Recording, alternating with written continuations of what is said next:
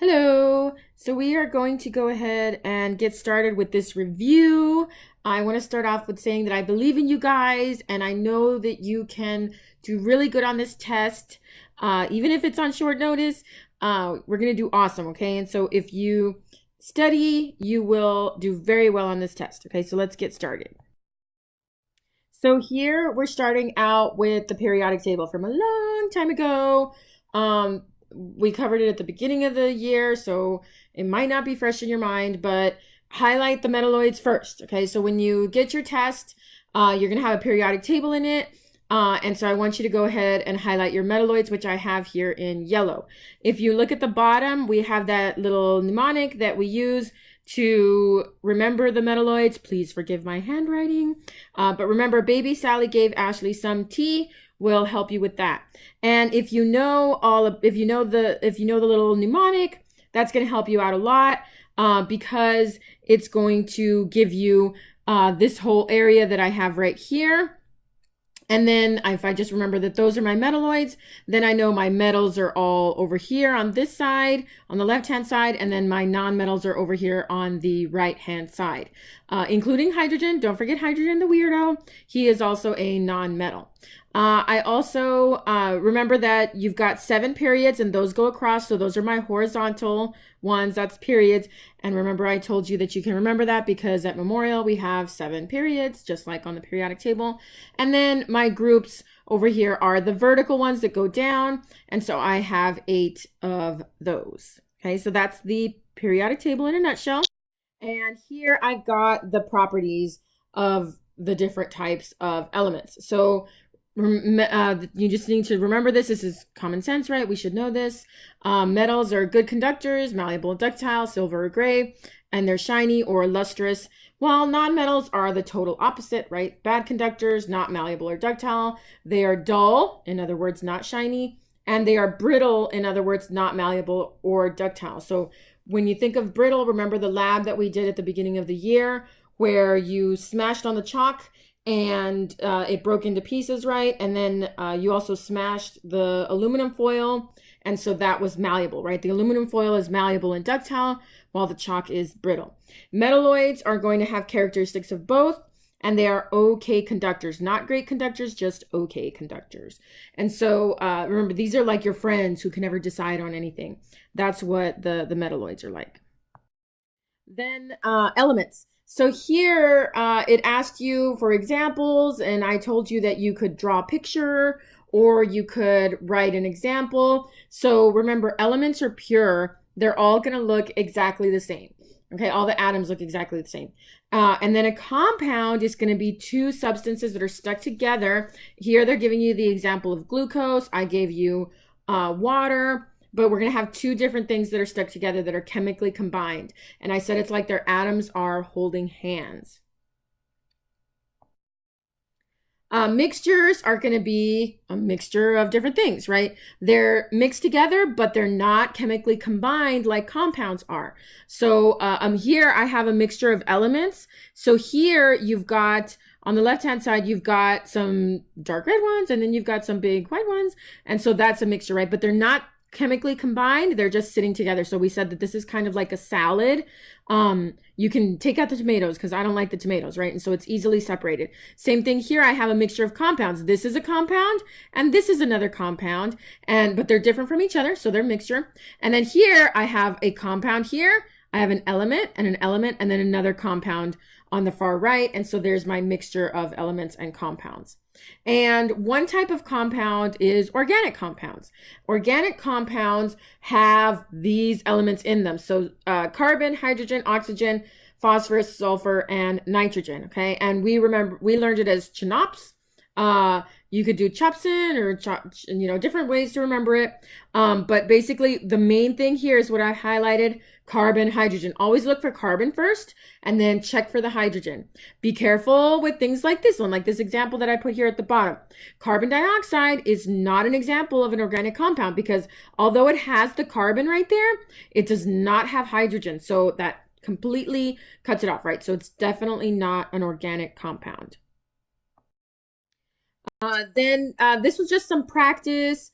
What's dull, brittle, and a poor conductor, right? And so on. Semiconductor is just another word for an okay conductor, semi, right? It just kind of conducts, but not great.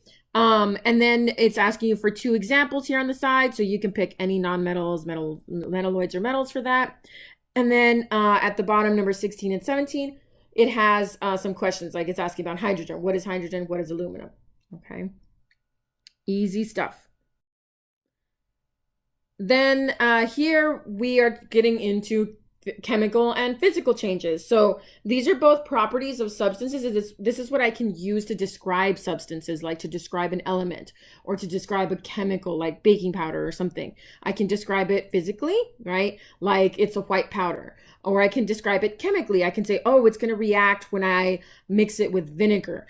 So when there's a change, right, a physical change, the original substance still exists.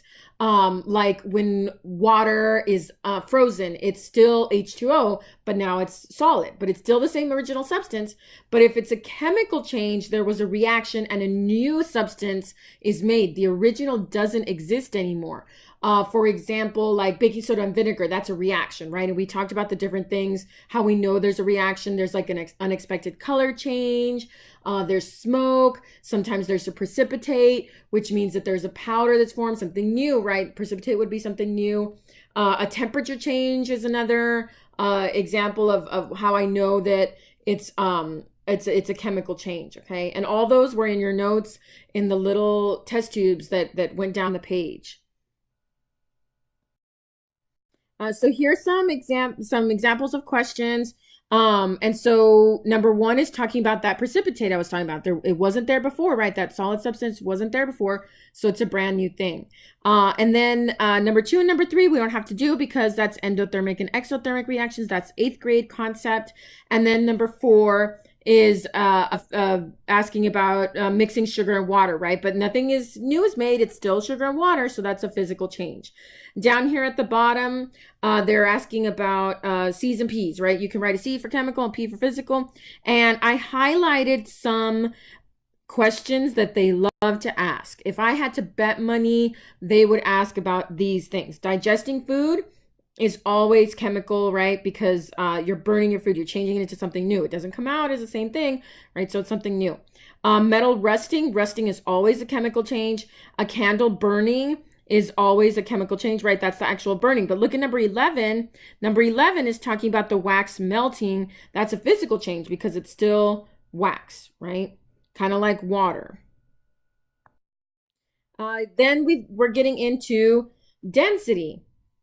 So density is mass divided by volume, and you've got some practice problems here. So let's look and see what we've got here. First of all, they're making this hard for you so that you know exactly what to do on the test. Here is a 3-step problem, okay? So what you're going to have to do first is you're going to have to find the mass first, and you're going to have to add these. You have to do 100 plus 40 plus 2. So you're here, this is going to be 142 grams.